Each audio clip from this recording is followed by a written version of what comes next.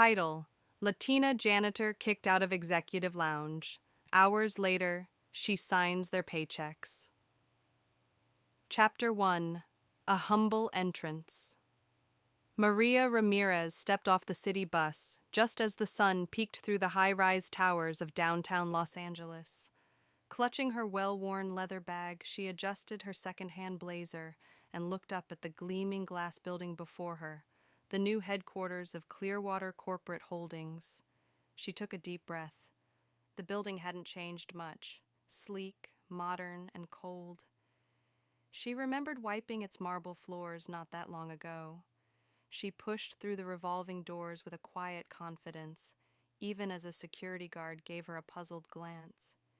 "Excuse me, ma'am," the guard said, stepping in front of her, eyeing her faded shoes and modest clothes. "Maintenance staff should use the rear entrance." Maria smiled softly. "I'm here for a meeting." He looked unconvinced, but reluctantly stepped aside. She walked toward the executive lounge on the 28th floor. Chapter 2: Misjudged and Dismissed. The lounge was a world of its own, sleek white furniture, espresso machines humming softly, and perfectly polished windows with a panoramic city view. Men in designer suits sipped cappuccinos while scrolling on their tablets. Conversations about mergers and stock prices filled the air. Maria walked in, head held high, but her presence immediately drew attention. "Is she lost?" someone whispered. A receptionist, pale and visibly annoyed, approached her. "I'm sorry, but this lounge is reserved for executives only. Staff meetings are in the lower conference rooms." Maria tried to respond, but a tall, white man in a navy suit cut her off. "Miss, we can get someone to help you find the janitor's office," he said, smirking.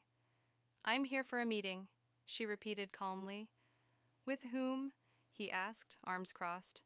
"The board," Maria replied. Laughter erupted nearby. The receptionist gave her a condescending look. "Ma'am, please, we can call someone from HR to escort you." Before she could protest, security was called. Chapter 3: Humiliation. 2 guards arrived and escorted Maria out of the lounge in full view of dozens of employees. Phones recorded, snickers followed. Her cheeks burned, but she remained silent. She walked out the front entrance and sat on a bench across the street. She opened her laptop. A message blinked on her screen. "Final transfer complete. All shares under your name."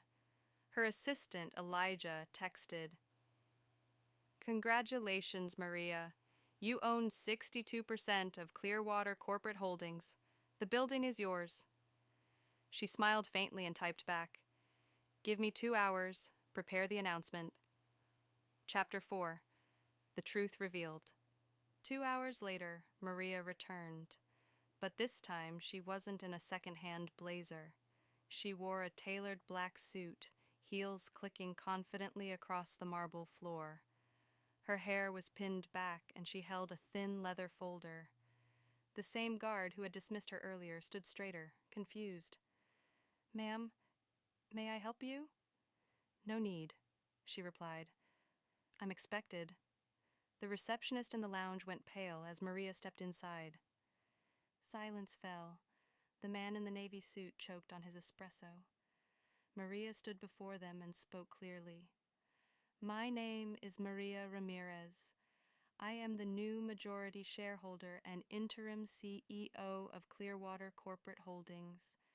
As of 2 hours ago, I own this building and the company that runs it." Stunned silence. Chapter 5: Consequences. Maria called in the HR director and corporate counsel. She handed over a list of names. "The following staff will be terminated effective immediately for violating the company's ethics and anti-discrimination policies. The receptionist, the manager, the security guards, even the VP who had laughed too loud." The expressions on their faces ranged from disbelief to terror. Maria turned to one of the janitors, an older Latino man named Jorge, who had quietly given her a thumbs up earlier. Jorge, how long have you worked here? 15 years, ma'am. Would you consider being head of facilities management? He blinked. Me? Yes, she said. You treated me like a human being. That's leadership. Chapter 6. The World Watches. That night, a video from a bystander hit social media. It showed Maria being escorted out, followed by a clip of her return and announcement. Latina CEO shuts down discrimination with grace, the headlines read. Interviews poured in. News outlets wanted her story. Maria finally agreed to appear on a morning show. I was told I didn't belong in that lounge, she said. But I built a company from nothing, and now I own it, not for revenge, but to set a standard. Chapter 7. 1 year later. Clearwater had transformed. Diversity programs, employee support services, and mentorship opportunities had become core pillars of the company. Maria stood at the new plaque outside the executive lounge. It read, "Success doesn't need a suit, just purpose." Jorge now led a team of facility managers. Elijah headed operations, and Maria mentored young Latina entrepreneurs every weekend. One of them asked her, "How did you stay so calm when they humiliated you?" She smiled. "Because I already knew how the story ended.